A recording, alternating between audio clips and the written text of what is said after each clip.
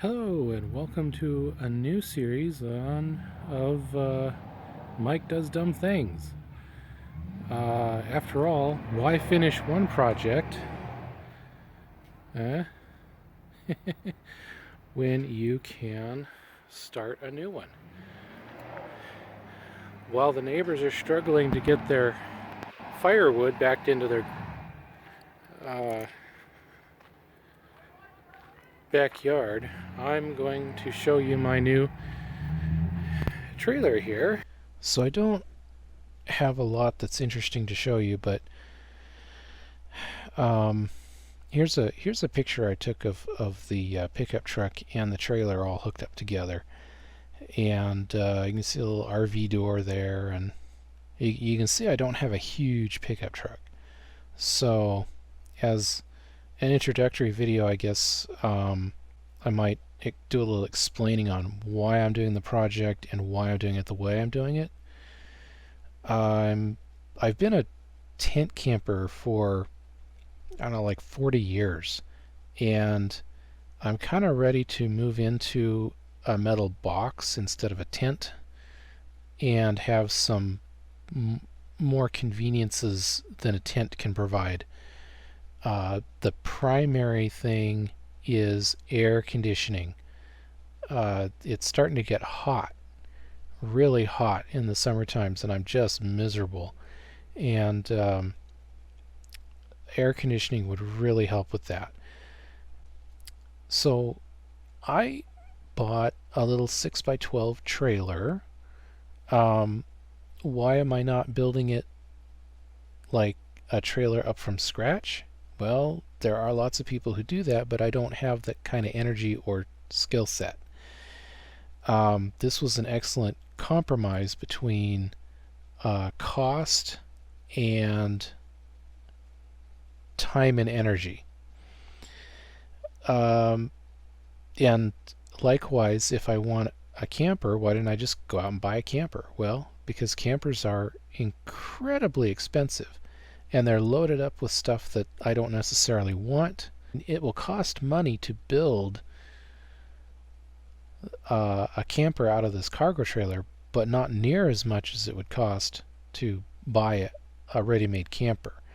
So again, a compromise between energy and time and cost. So why didn't I go with a bigger trailer? Well, because I have a small pickup truck and I want to be able to pull the trailer with the pickup truck.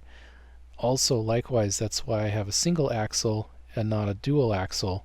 The dual axle would allow me to carry more weight in the trailer, but it would add weight to the trailer. Also, the single axle can carry something like 3,000 pounds, which is more than what my truck can pull. So I'll never actually use the full potential of even the one axle, so the second axle would just be redundant. I thought about getting a 6x10 that would weigh a tiny bit less, but you still have the tongue, you still have the axle, all the same weight. You just shave off a little bit of the body, and the weight savings I felt wasn't worth losing the square footage inside the trailer for. And I'm still pretty glad I did that. Also, it's not just for me, it's for me and my wife. So two of us have to fit in here and be able to get along with each other. So, so this particular trailer happens to be a decently lightweight as far as trailers go. And I've been able to pull it with the truck no problem, both empty, and I've actually gone on a cargo run with it already, and the truck did great.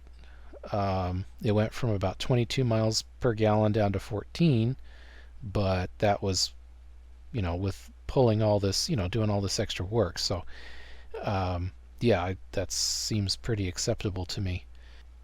So I've been having fun designing the thing, and now I finally actually have the real trailer in my backyard ready to go. I have one more cargo run to do with it this spring, and then from then on it's ready to start taking the interior apart and rebuilding it in my own vision.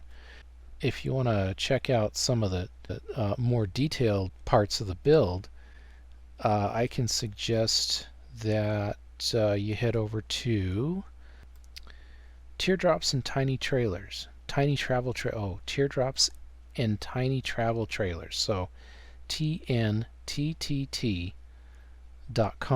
and I'm under the cargo trailer conversion section.